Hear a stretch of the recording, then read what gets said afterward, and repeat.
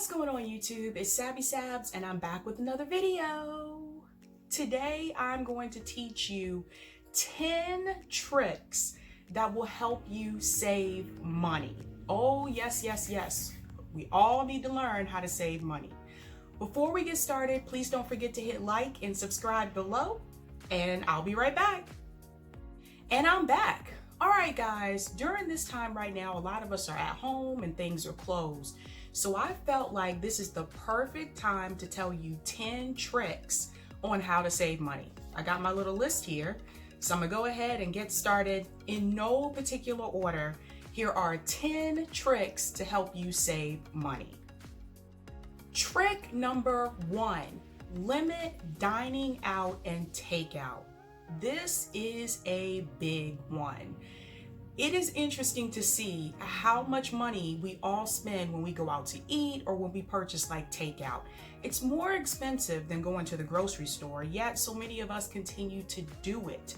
Now, here are ways where you can do this in a budget-friendly way. I'm not hardcore here saying that you cannot go out to eat. Come on, that's just not realistic. But what I would suggest is that you limit that to once a week. Once. But is that doable? Yes, and this is how you do it. Rule number 1, you need to make sure that when you go to work, you are bringing your lunch to work. I know it's cumbersome, I know it's not convenient, but when you bring your lunch to work, you save money because you're not buying lunch at work. And yes, I have been guilty of buying lunch at work. Save your money, man. Take your lunch to work with you. That's one way that you can do it. Another way that you can do this is to have a schedule of when you are going to go out to eat. What a lot of people will do is they might cook at home Sunday through Thursday, and then Friday night they want to go out and go to dinner with their friends or their significant other. That is also totally doable. What you should not do is you should not buy lunch every day at work. You should not get takeout every night you get home from work because you don't feel like cooking. That is gonna cause you to spend a lot of money. Don't believe me? I did a little trick. I did a trick where I decided to just spend like I usually spend with eating out, and then I checked my bank account at the end of the month, and then I sorted my purchases to see what I spent my money on, and surprisingly, most of my money, aside from rent, went to dining out. Trick number 1, limit that. Limit it to once a week. And that brings me into tip number 2. Guys, learn how to cook. Learn how to cook. It is so much cheaper when you prepare your own foods than when you're going out to eat. Go to the grocery store, purchase items that you have to cook. Those tend to be cheaper sometimes. So yes, you can get takeout from your favorite burger joint from Grubhub and pay $10 for a burger. But you can also go to the grocery store and get a pack of ground beef, bring it home, cook it up, and make yourself several burgers. It is cheaper for you to go to the grocery store, buy your food, and cook your own food. My mom tried to tell me this a long time ago.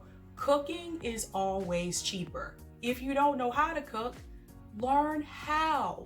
There's so many different recipe videos on YouTube. Shout out to YouTube. That can teach you how to make things. Quick meals, 15-minute meals, and 30-minute meals. We really have no excuse, especially right now when you can't really go out to restaurants to eat. So now is a perfect time to start doing that. Learn how to cook. Tip number 3, get a water bottle. Get a water bottle, you guys. A lot of us work at companies that have water jugs and things like that we can fill a water bottle with. If you don't have that at your company, get yourself a water bottle anyway, fill it up in the morning before you leave the house, and then you're not buying Dasani, Aquafina individual bottles that are $1.99, sometimes $2. It adds up over time depending on how many water bottles you get. Or you're purchasing iced tea or you're purchasing coffee. No, no, no, no, no, no, no. Get a water bottle. I prefer HydroMate. I fill it up in the morning, I go to work, I'm all set. I don't have to refill it again when I'm at work. So, instead of going to Starbucks in the morning, instead of going to Dunkin' Donuts to grab coffee or iced tea, no, if your company has free coffee, which a lot of us work at places that do, drink the free coffee. Drink it. Even if it's not your fave, it's free. And if you are not a coffee or a tea drinker, you should be drinking water regardless anyway. So, get a water bottle. Tip number 4, and this is really important for those of you that are college students, young adults, recent college grads, entry-level job workers. You're just starting your career. Don't rent furniture. This is a huge mistake that you can do that will hurt you financially and help prevent you from saving money. But I've seen it time and time again. You just finished college, you just got an entry-level job, you just got your new apartment or your new home, but you need furniture, you need a place to sleep, you need a place to eat. So what happens is sometimes with young adults, they'll go to places like Rent-A-Center, and these places will prey on young professionals because they know you're just starting your job. They know you don't have thousands of dollars to just buy a bunch of furniture. The problem with these places is that you end up paying more than you would if you just paid for furniture outright. You don't have to get expensive furniture.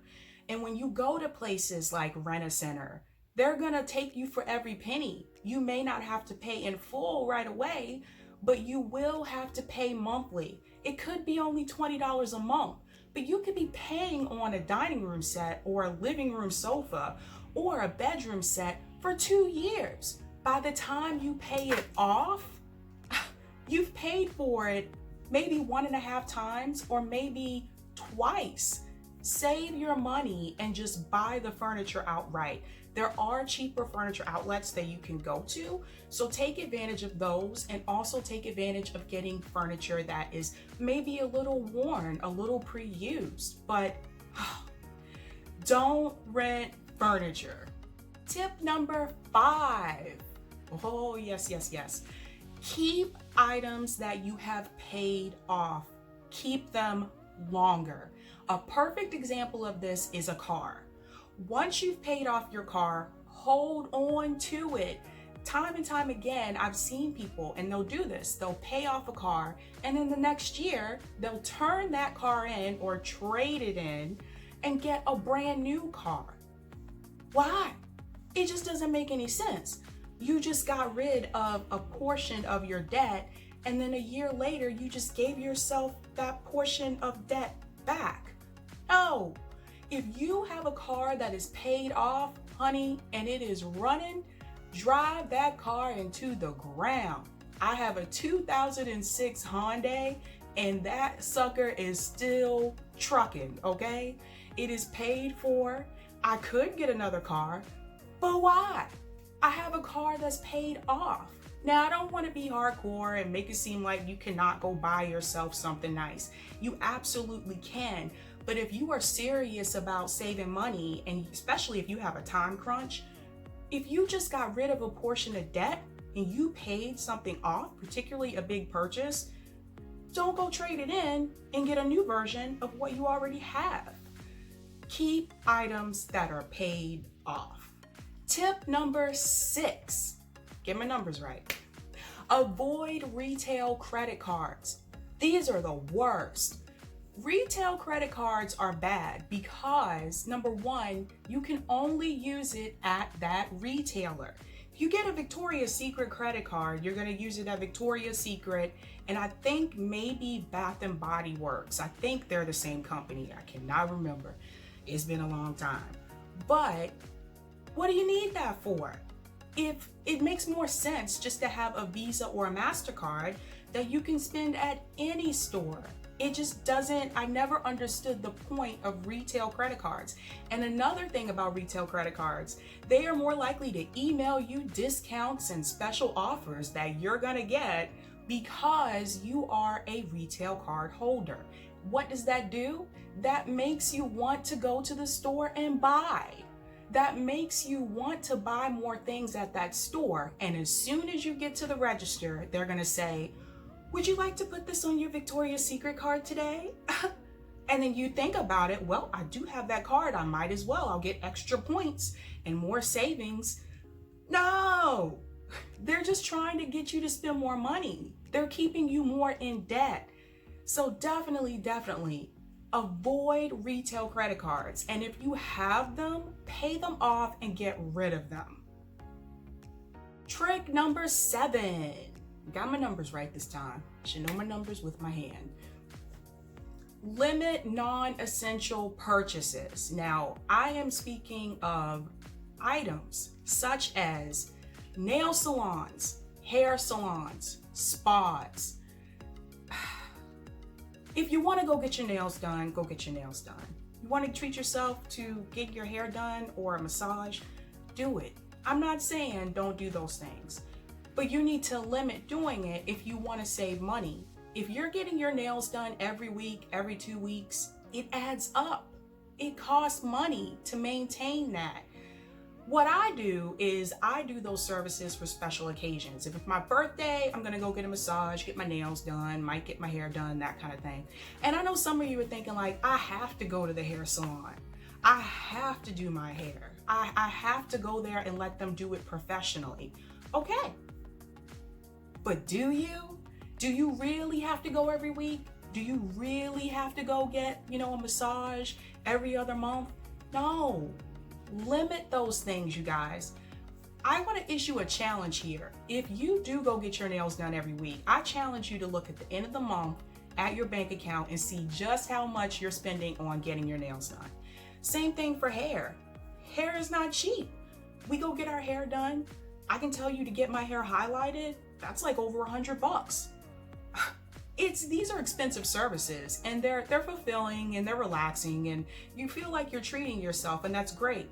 But you don't need to treat yourself every week. So limit non-essential purchases. Trust me, that will really help you save money. Trick number 8. When you do shop for clothing, buy interchangeable clothing. What is that? Interchangeable clothing are items that you can use to wear with multiple pieces of clothing. This is anything from a pair of black pants, cardigans, collar shirts, polos. Those are items that you can put it with other clothing items, multiple clothing items, so that you can create several outfits. This is how I shop. When I go shopping for clothes, I try not to purchase things that are one-offs. Something that I know I can't pair it with anything else that I have home. I'm not gonna get an off-the-wall shirt that I have nothing to go with it, or I only have one thing to go with it, because then you have to go out and you have to buy something else to go with that shirt. Interchangeable clothing, and this is becoming more popular now because of the minimalist movement. There's actually a challenge called 33 items. I think that's the name of it. And it's to see if you can just have 33 pieces of clothing and just wear those and pair them multiple ways. I try to limit my wardrobe. It's shocking considering I love to shop. But one of the things that I've learned is half of the stuff I had in my closet I didn't even wear. Look through your closet. If you're like me and you have clothes in there that still have the tags on them, when are you gonna wear them? I never wore them. I ended up getting rid of them because I had nothing to go with it. Buy interchangeable clothing. That's another tip that will help you save money. Tip number 9. When it comes to retail, yep, it's another retail one, buy clothes off season. Might sound a little silly, right? Why would you buy a winter coat in the summer? Why? Because it's so much cheaper, you guys. It's mad cheaper. My mom taught me this trick a long time ago. You want to save money when you're shopping? You want to buy a bathing suit? Buy it in the winter. It's half off. You need a new coat? Winter coats are not cheap. Buy it in the spring, buy it in the summer. A lot of times it's half off. You will save a lot of money by doing that, especially clothing items that tend to be expensive. There's no reason for you to pay full price for something that you can get for half price if you just wait a little bit longer. It's called thinking smart, guys. Thinking smart. To go along with that, and this isn't a separate tip, but it kind of connects to this, never, ever, ever, ever, ever pay full price for clothing. That is one rule that I have that I will never back down from. Every type clothing item I have, can't talk today, sorry. Every clothing item that I have, I got on sale. I used to work retail years ago, so I know how the system works. They get the shipment in, they have new clothing. A lot of customers come in when they get the new shipment and they pay full price for these items that 2 weeks later will be marked down. Why pay $75 for a pair of pants that you can get 2 weeks later for $50? Never, ever, ever pay full price for clothing. That is, I won't back down from that one, so I will be hardcore about that rule. Last but not least, rule number 10, or trick number 10, get to know the Dollar Tree. Yes, I know it sounds cheesy, but a lot of us have a Dollar Tree somewhere nearby where we live. There are a lot of items that you pay for at Target and Walmart that you can get at the Dollar Tree. For example, all of my Christmas decorations, Thanksgiving decorations, birthday stuff, gift bags, even some of my baking pans I got from the Dollar Tree. $1. It's a really great place if you need one-offs. You'll see the difference in the price change. I went to Target to look at Christmas decorations one year. I was like, wow, that's a lot of money just for a box of lights. I went to the Dollar Tree, also looked at box of lights. You know what the difference was? At the Dollar Tree, it was just $1. And yes, you know, items at the Dollar Tree may not always be the best quality, but the Dollar Tree has come up over the years. Some of the items at the Dollar Tree are name brand items, so I recommend that you check it out. A couple things I wouldn't buy from there. I wouldn't buy like frozen food from there. I wouldn't buy toothpaste, body wash, stuff like that from there. But when it comes to stuff like lights and baking pans and even spoons, I mean, just typical stuff that you need that you're probably spending a lot for at Target or even Walmart, you can find it at the Dollar Tree, especially if you're single, especially if you don't have kids and you're just chilling by yourself. You don't need to go spend the money at Target. Get to know the Dollar Tree. All right, guys, that's all I have for you today. I hope those 10 tricks and tips that I gave you will help you save money. I've practiced all of those things. I would never recommend something to you that I haven't used or done myself. So I know for sure that it is foolproof and that it works. And again, I'm not saying you got to be, hardcore and just not do anything, period. But when you limit these things, you'll start to see more money in your bank account. So that's it, guys. I'll see you next time with more videos. Bye.